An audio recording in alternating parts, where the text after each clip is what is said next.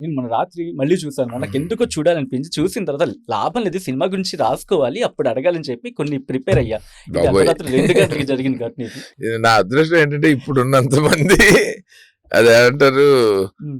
స్- ఆ, బూస్టర్స్. కాదు సర్జరీ చేసే సర్జన్స్ ఓహ్! రివ్యూ సర్జన్స్ అంత లేరు అప్పట్లో, లక్కీగా పాస్ అయిపోయాం. లేదు, ఆ పాటకి రివ్యూ ఇవ్వాలంటే అసలు ఏమి ఇవ్వాలి అనేది ఆలోచించుకోవాలి. ఎందుకంటే మీరు భగవద్గీత శ్లోకంతో స్టార్ట్ చేశారు. అవును. చేసినప్పుడు ఇదేంటి స్టార్టింగ్ ఎందుకంటే సారీ టు సే బట్ చాలా మందికి అనిపించింది భగవద్గీత దట్టు ఘంటసాల గారు పాడింది అనగానే ఏదో చావుకి సంబంధించి అనే ఒక ట్యాబోలా ఉండిపోయేది. ఉమ్. అప్పటికి ఐ థింక్ ఉండింది అది.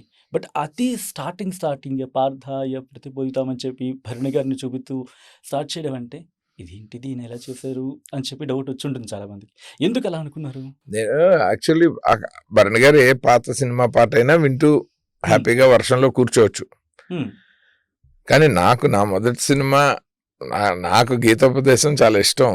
యాక్చువల్గా చాలా మంది భగవద్గీత చనిపోయిన వాళ్ళ కోసం పెట్టరు. హ్మ్. మన ఇంట్లో ఒక విషాదం జరిగినప్పుడు బతుకున్న వాళ్ళని కర్తవ్యోన్ముఖుల్ని చేయటం కోసం పెడతారు. అది అది సొసైటీకి చాలా మంది మూర్ఖులకి అది నేను ఎన్నిసార్లు చెప్తాను. అది హ్మ్. చనిపోయిన వాడు విండు కదా, వినరు. Common sense. అవును అవును. వాళ్ళ కోసం టేప్ రికార్డర్లో ప్లే చేయరు. ఆ.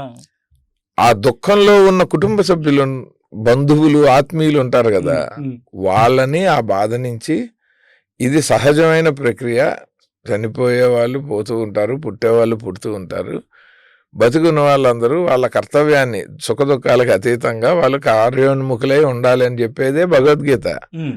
యుద్ధంలో నా ఆత్మీయుల్ని నేను చంపనని అర్జునుడు చెప్తేనే కదా గీత పుట్టింది. హ్మ్. హ్మ్. సో చచ్చే వాళ్ళ కోసం పాడలేదు ఆయన, బతుకున్న వాళ్ళ కోసం పాడారు. ఓకే. సో నాకేంటంటే నేను మొదటిసారి సినిమా తీస్తున్నా, హ్మ్.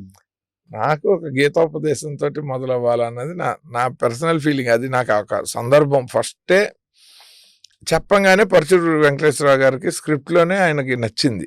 అది నీ ఇష్టం,